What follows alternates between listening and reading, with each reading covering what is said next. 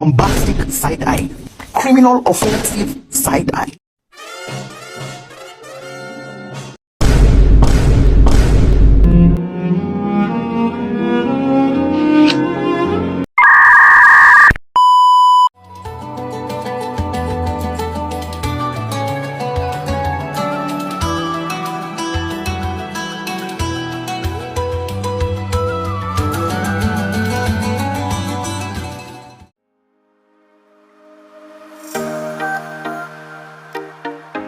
Oke, kita masuk ke materi yang pertama, yaitu membangun konteks teks akademik.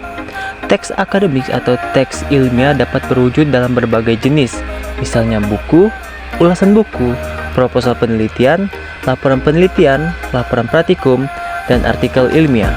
Jenis-jenis tersebut merupakan genre makro yang masing-masing di dalamnya terkandung campuran dari beberapa genre mikro, seperti deskripsi, laporan, prosedur, eksplanasi, eksposisi, dan diskusi. Genre makro adalah genre yang digunakan untuk menamai sebuah jenis teks secara keseluruhan, dan genre mikro adalah subgenre yang lebih kecil yang terdapat di dalamnya dan dipayungi oleh genre makro tersebut. Teks akademik atau teks ilmiah dapat berwujud dalam berbagai jenis.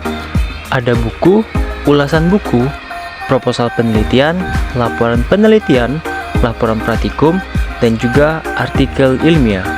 Nah, dari keenam contoh tersebut, itu bisa kita sebut genre makronya, yaitu buku, ulasan buku, proposal penelitian, laporan praktikum, dan juga artikel ilmiah.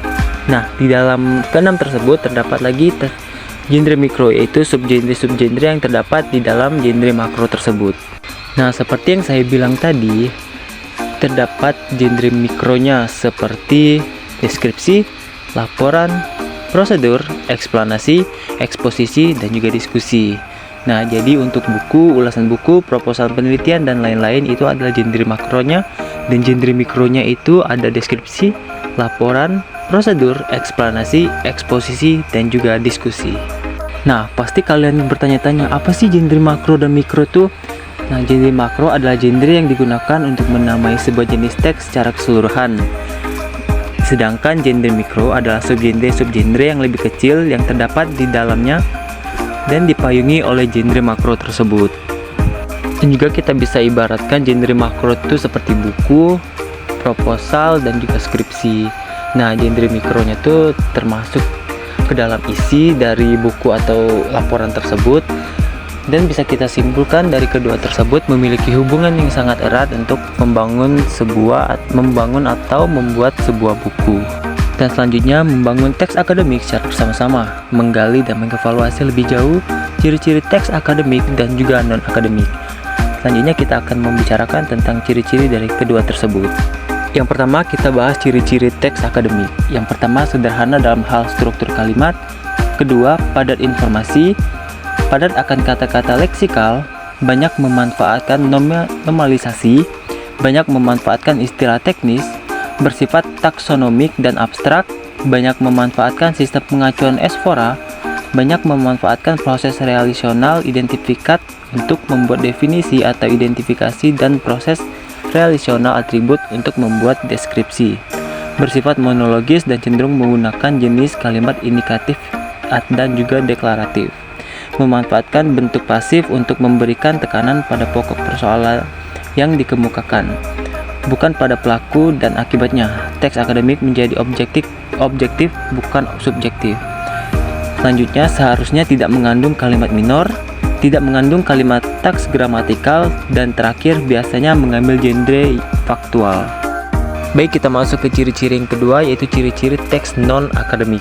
Yang pertama, rumit struktur kalimatnya, cenderung tidak padat informasi, padat akan kata-kata struktural, cenderung sedikit memanfaatkan nominalisasi, cenderung sedikit memanfaatkan istilah teknis, konkret, dan tidak bersifat taksonomik, tidak memanfaatkan sistem pengacuan esfora, tidak menonjol pada salah satu jenis proses, bersifat dialogis, cenderung menggunakan kalimat yang bervariasi, memberikan tekanan pada pelaku peristiwa dalam dialog, sehingga pelaku peristiwa menjadi penting sehingga menimbulkan sifat subjektif, sering mengandung kalimat minor, sering mengandung kalimat tak gramatikal, Dan yang terakhir yaitu mengambil genre yang lebih bervariasi dan dapat faktual atau fiksional.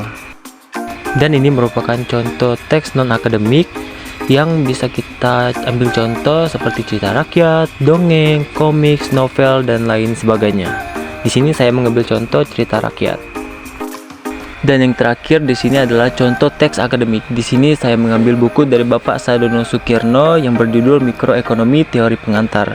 Dan juga kalian bisa mengambil contoh dari buku-buku lainnya.